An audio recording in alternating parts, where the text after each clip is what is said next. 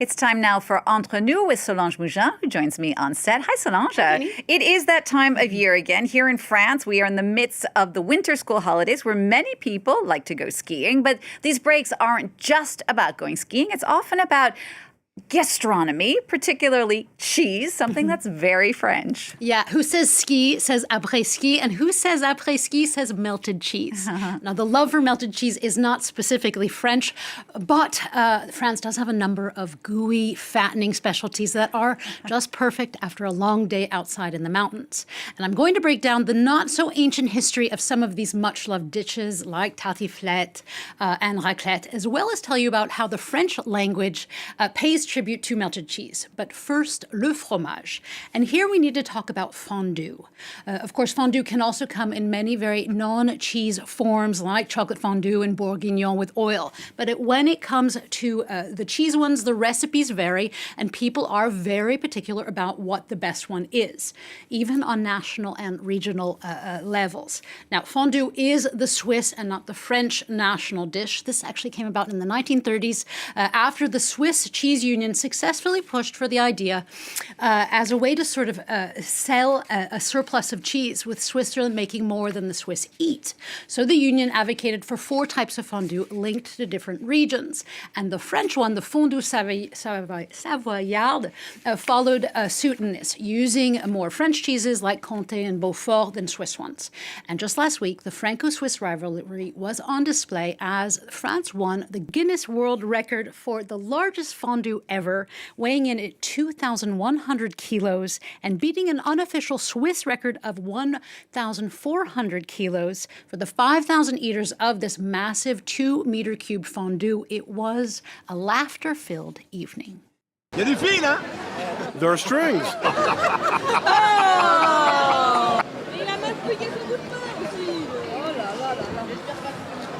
Très bonne.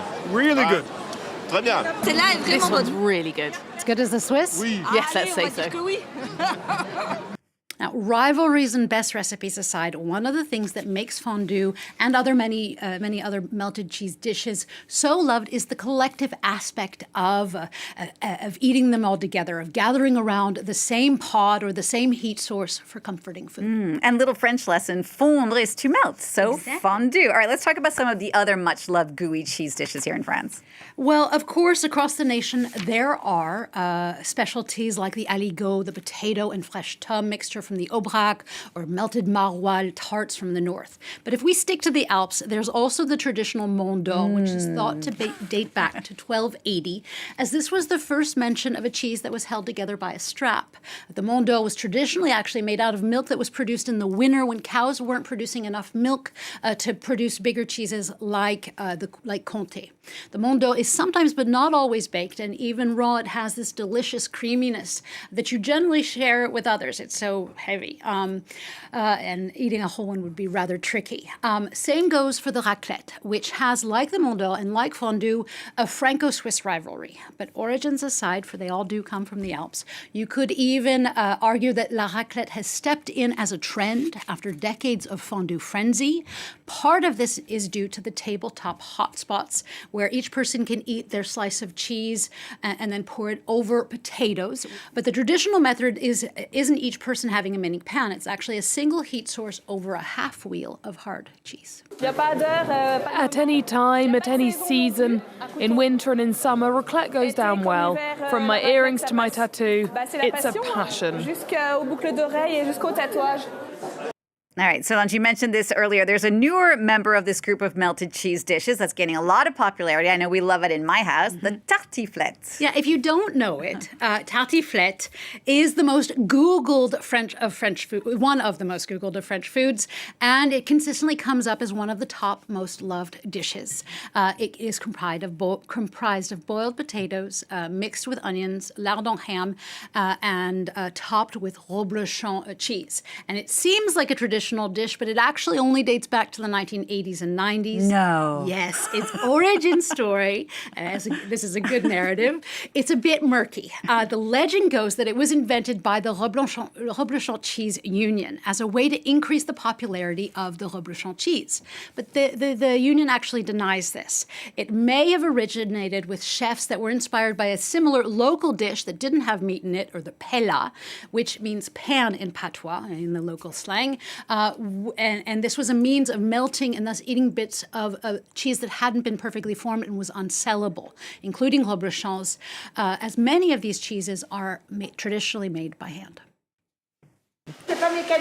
It's not made with a machine. It's all by hand. We press down, mold by mold, to get 500 grams.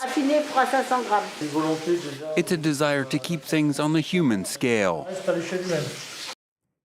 Now, there are actually two types of reblochon, and you can tell them apart by a green or a red wax sticker on the cheese. The green one is called fermière because the milk comes from one farm or one herd of cows. The red ones are called laitières, as the milk can come from a cooperative or a collective of farms. And the name reblochon itself is actually quite significant because, in regard to its origin, because it actually came out of taxes. In the 14th century, landowners could tax farmers over the quantity of milk that they produced. So the farmers didn't fully blocher, they didn't fully milk the cows. They would wait until the inspector left and then reblocher or remilk those cows. Now that milk was creamier and it made these creamy cheeses, which have become incredibly popular thanks to the tartiflette. There even is a marketing slogan called "In tartiflette we trust," and you could even argue there's a political element to this. For like tiramisu and pasta carbonara in Italy,